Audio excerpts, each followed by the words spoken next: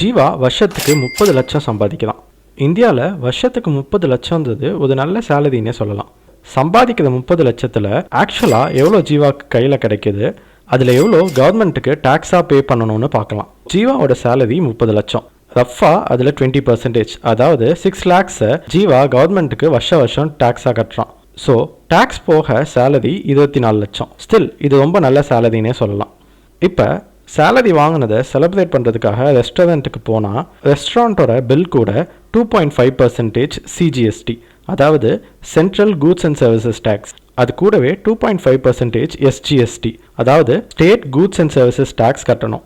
சரி, ரெஸ்டாரண்ட்டுக்கு பைக்கில் இல்லை ஜீவா வாங்குற சம்பளத்துக்கு ஏற்ற மாதிரி காரில் போதான்னு வச்சுக்கலாம்.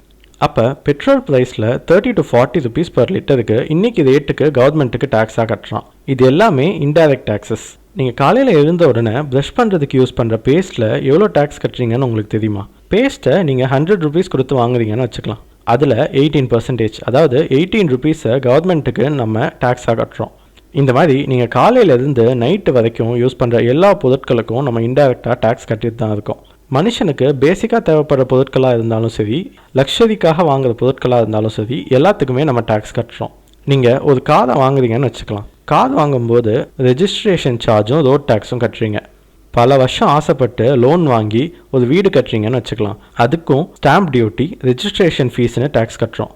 இப்படி கண்ணுக்கு தெரிஞ்சும் தெரியாமலும் கட்டுற எல்லா டேக்ஸையும் சேர்த்தா நம்ம வாங்குற சம்பளத்தில் 40% 50% டேக்ஸ்லேயே போகுது. இதனால் ஒரு வருஷத்தில் 4 to 6 மாதத்துக்கு நம்ம சேலரி இல்லாமல் ஃப்ரீயாக வேலை செய்கிற மாதிரி தான் ஆகுது. சரி, நம்ம செலவு பண்ணுற காசுக்கு தானே டேக்ஸ் கட்டணும், பேசாமல் நம்ம காசை சேவ் பண்ணிடலாம்னு நினச்சிங்கன்னா நீங்கள் சேவ் பண்ணுற காசுக்கு கிடைக்கிற இன்ட்ரெஸ்ட்டுக்கும் நீங்கள் டேக்ஸ் கட்டணும். இது இந்தியாவில் மட்டும் இல்லை, நம்ம எந்த நாட்டுக்கு போனாலும் நம்ம மேலே டிஸ்கஸ் பண்ண மாதிரி எல்லா டேக்ஸும் அங்கேயும் இருக்கும். அப்போ நீ இந்த வீடியோவில் என்ன தான் சொல்ல வரேன்னு கேட்குறீங்களா?